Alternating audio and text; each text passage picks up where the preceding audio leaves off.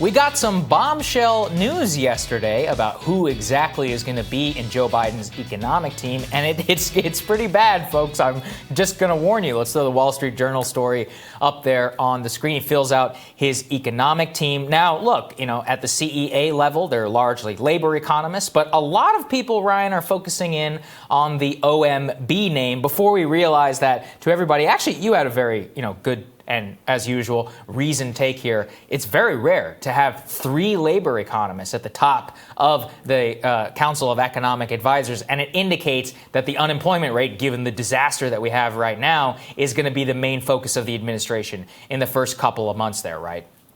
Right. I don't think it's ever happened in American history, because Democrats, when they come in, they tend to make those positions kind of prestige hires for academics. So, if you won a Nobel, you've been considered for one, then this is just kind of an assignment that you slide into, and rather than giving it to kind of political operatives with a background in labor economics or labor economists who have some experience working as political operatives, so that not only can they have decent ideas for working people, but they can actually navigate the corridors of power in Washington to see them implemented. Because it's great that you might be right about what the White House ought to do, but if you just get laughed out of the room in a meeting, with Rahm Emanuel dropping an F-bomb on you, then it really doesn't matter, what your contribution to that particular slide was. So these are people who have experience pushing back against the Rahm Emanuels of the world. Well, that's going to be important, and we're about to get to that. But one of the people there, Ryan, is Neera Tanden, the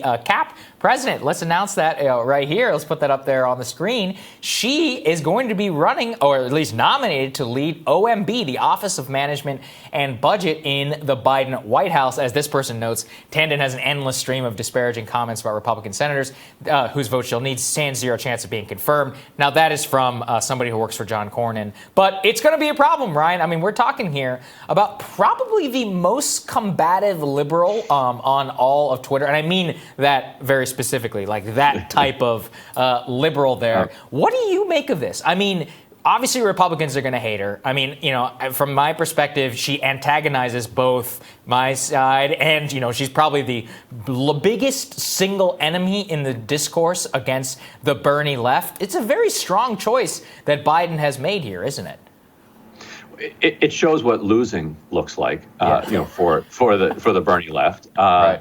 And it's also reflective of this idea that Biden doesn't care a whole lot about what goes on Twitter, and maybe he does care about it, and he just kind of wants to make the point that he's going to do whatever he wants to do. The irony is that, broadly speaking, for progressive, this is actually a huge win in the sense that Bruce Reed was the one who was kind of floated as the alternative That's right. candidate. They actually never floated Neera Tanden, interestingly. This was one that just kind of landed as this is who it's going to be. They didn't give a chance for the trial balloon to get floated.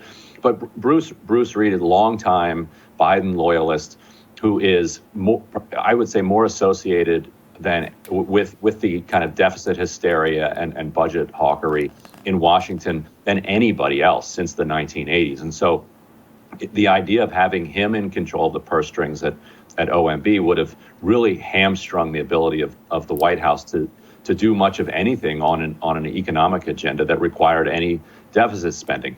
Say what you want about Neera Tanden, and she said plenty about me publicly. She's not currently a deficit hawk.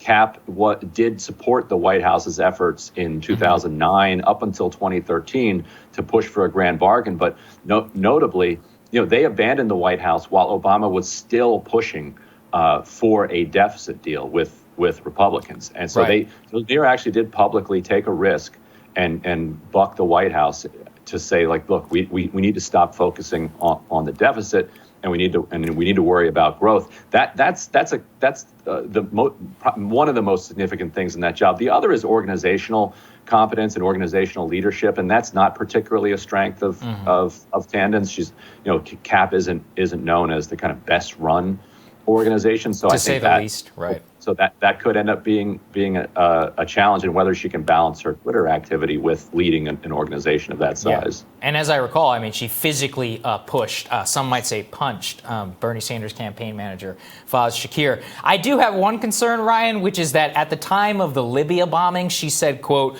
"We have a deficit. They have a lot of oil." So that's pretty scary. That is literally that is the like better well said version of Trump's like, let's take the oil from Iraq. Right. Yeah. Yeah. That's something else. And that when you view politics cynically around point scoring, and when you invest energy in this idea of a deficit, then foreign wars just become mechanisms to extract oil from a country. I'm sure she wishes she could take that email back. And whereas with Trump, he just tweets that stuff out. Yeah, he just said it. Well, I guess I don't know which one I prefer, honestly. Just tweet it out. I'll take the I'll take the tweet personally. And I guess this is the other interesting one, which is on top of, telling the Bernie. I mean, here's my question, right? It's like you said, I actually don't think Bernie himself is as invested in these fights as like much of the left.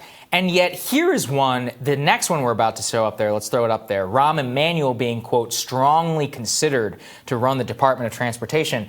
And look, I mean, it's not a sexy position, but this is like 25% of the entire economy. These are actually very important agencies, something I try to highlight here on the show all the time. NTSB, airline travel, roads. I mean, so much is run out of the Department of Transportation, federal granting, actually, and the way it's tied to many of the ways that laws work. I mean, it's a multi-billion-dollar agency. Now, we saw not necessarily a campaign mounted against Neera, I guess because she was never floated in the first place, but Rahm Emanuel has been the target of a pretty aggressive effort by many of these progressives. Let's throw AOC had a tweet there yesterday. What's so hard to understand about this? They talk about the murder of Laquan McDonald and his role within that one. He was the mayor of Chicago. The fact that this was leaked in Axios isn't necessarily a surprise. What do you make there, Ryan? Is this another sign? Is this Biden's team and Biden himself very strongly just saying, look, I literally do not care what you think? More likely, it's Rahm Emanuel, who is very good at getting coverage of Rahm Emanuel. True. If Joe Biden's team is going to leak stories about its consideration of Rahm Emanuel, it's not going to go to Crane's Chicago Business Journal. Right. That's right. You can kind of work backwards from that one to figure out where that came from. Sarah Nelson, the head of the flight attendants union, just recently has has come out strongly opposed to Rahm Emanuel, which is he draws an unusual amount of public opposition from Democrats, and the way she put it was that it would be a betrayal of Biden's career of supporting organized labor to put somebody like Rahm Emanuel on the head of the Department of Transportation. And it's interesting that Crane's article that maybe now he's being considered for U.S. trade representative, which says everything you need to know about how Democrats view trade. Yeah, right. And say, let's put this guy that is so hostile to the left wing of the party in charge of our trade policy. That's insane. Yeah. It show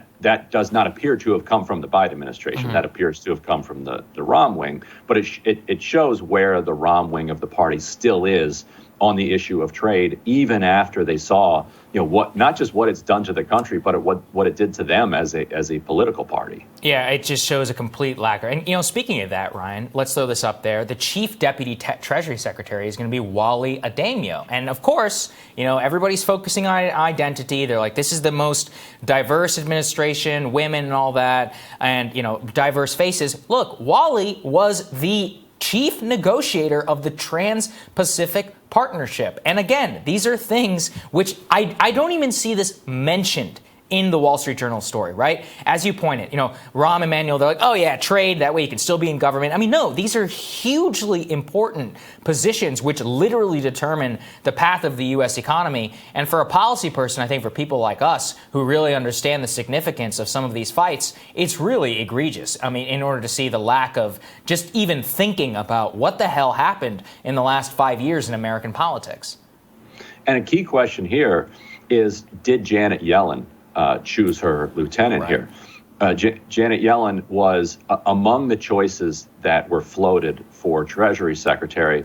She was among the better ones for progressives, even though she's essentially a center left economist who did a decent job at the Federal Reserve, didn't blow up the world, tightened the reins on monetary policy too soon, but what wasn't terrible. So the question is, did she pick this person, or was this a sop to Wall Street to say, like, look, we're sorry that we put in this kind of unoffensive center-left person rather than an outright ally of Wall Street, and to make up for that, here's an outright ally of Wall Street who we're going to put in to sort of babysit this somewhat progressive choice that went in as Treasury Secretary. I think we're going to learn more in the next couple days over how this pick came about. But you're right; it fits in nicely with this idea that Rahm Emanuel as U.S. trade representative is what the country needs, and it shows a worrying lack of concern